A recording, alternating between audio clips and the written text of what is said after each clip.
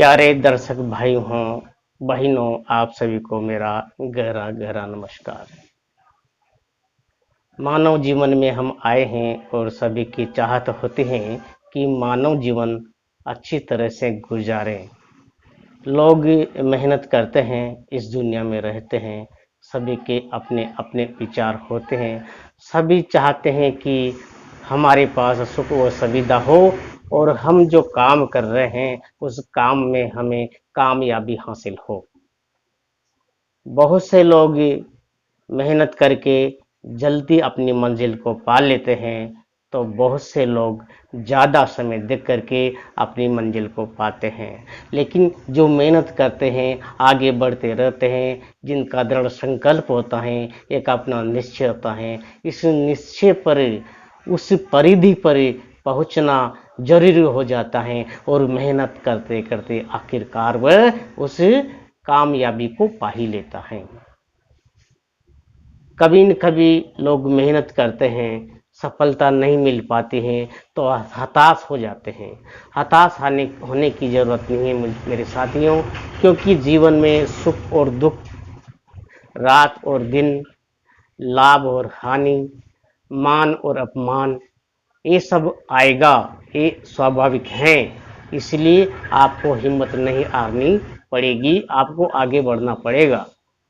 क्योंकि जब आप काम करते हो, प्रयास करते हो और लगातार उस मंजिल पर जाना चाहते हो और उस मंजिल पर जाते जाते आपका संयम, संयोग और विचार बदल जाते हैं, तो वहां से हट जाते हो, तो वापस उसी जगह पर आ जाते हो जहां से आपने यात्रा शुरू की थी। तो आप ऐसा कभी ना करें। मंजिल आपकी तय है और सफलता आपको मिलने वाली थी, लेकिन आपका दृढ़ संकल्प मजबूत नहीं था, इसीलिए आप असफल हो गए हो। वरना जो आदमी आगे बढ़ता है और आगे बढ़ते जाता है, आगे बढ़ते जाता है, पीछे मुड़ के नहीं देखता है, तो आगे की मंजिल उसे मिल जाती है मेरे साथियों। आपने देखा होगा, पहले कुआं बावड़ी होते थे तो उनमें से पानी निकालते थे, उसमें मटका बांध दिया जाता था और डोरी से नीचे लटका दिया जाता था और उस डोरी के माध्यम से पानी ऊपर लाया जाता था। जो जो पत्थर था, जिस पर एक रस्सी जो एक नाजुक होती है, वो रस्सी लगातार उस पर घर्षण करती रहती थी।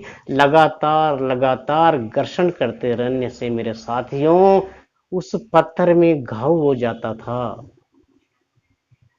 तो ये होता है निरंतर काम करने का एक उदाहरण, जिसे मैंने आपके पास पेश किया है। कहने का मतलब, निरंतर आप प्रयास करेंगे तो दुनिया बदल देंगे, इसमें किसी प्रकार का संदेह नहीं है मेरे साथियों। आत्मबल को मजबूत रखो, घबराने की कोई जरूरत नहीं है। मंजिल आपको मिलेगी, सफलता आपको मिलेगी। बहुत से मेरे भाई ऐसे हैं जो व्यापार करते हैं, व्यापार में उतार चढ़ाव आता है, सफलता और असफलता मिलती है, लेकिन उस काम को नहीं छोड़ते हैं और लगातार उस काम को जारी रखते हैं। व्यापारी बंधुओं से मैं एक निवेदन करना चाहता हूँ, साथियों, कोई भी व्यापार हम करते हैं तो बड़ी तल्लीनता से करते हैं और व्यापार करते हैं तो वहाँ पर सफाई होना जरूरी है जहाँ पर आप व्यापार कर रहे हो। क्योंकि जहाँ पर स्वच्छता होती है, सफाई होती है, वहाँ पर लक्ष्मी का वास होता है। व्यापारी चाहे गंदे कपड़े पहन सकता है, लेकिन आप लोग कभी भी अपने काउंटर को गंदा मत रखना। अगर आपका काउंटर गंदा होगा तो वहाँ पर लक्ष्मी का वास नहीं होगा और आने वाला ग्राहक वापस चला जाएगा। तो ये संदेश है आपके लिए, और सभी जागरूक भी हैं मेरे साथियों। हिम्मत करना है, आगे बढ़ना है, अपने आप को बदलना है, क्योंकि आप कमजोर नहीं हो सकते हो। परमात्मा ने आपको सब कुछ दिया है। हर आपके शरीर का अंग जो दिया है वह बहुत कुछ मायने रखता है। पैसे से आपके शरीर का कोई संबंध नहीं रहता है। मैं आपको 10,000 रुपये देता हूँ, क्या आप मुझे उंगली काट के दे देंगे? मैं आपको 1 लाख रुपया देता हूँ, क्या आपकी आंख निकाल करके दे देंगे? तो ये जो शरीर है, इसकी कोई कीमत नहीं है।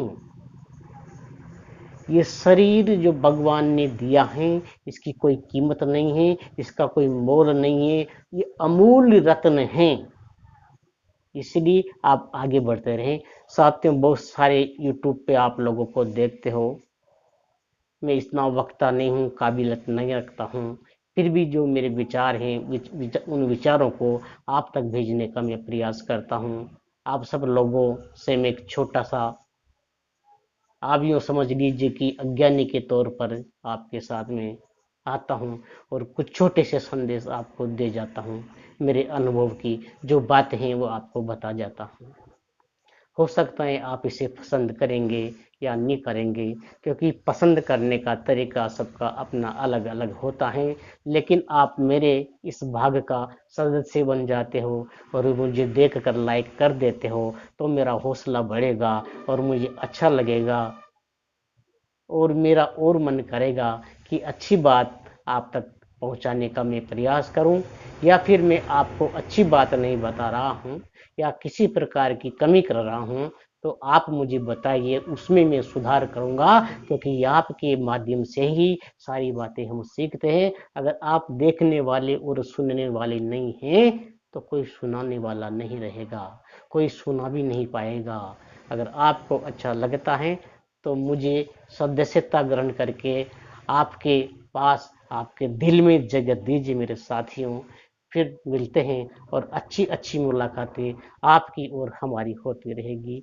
शुक्रिया, आपको धन्यवाद। समय बड़ा कीमती होता है और आपने उस कीमती अमूल्य समय में से समय निकाल करके मुझे सुना है, मुझे देखा है, इसीलिए मैं उस समय की कद्र करता हूँ और आपको धन्यवाद देता हूँ।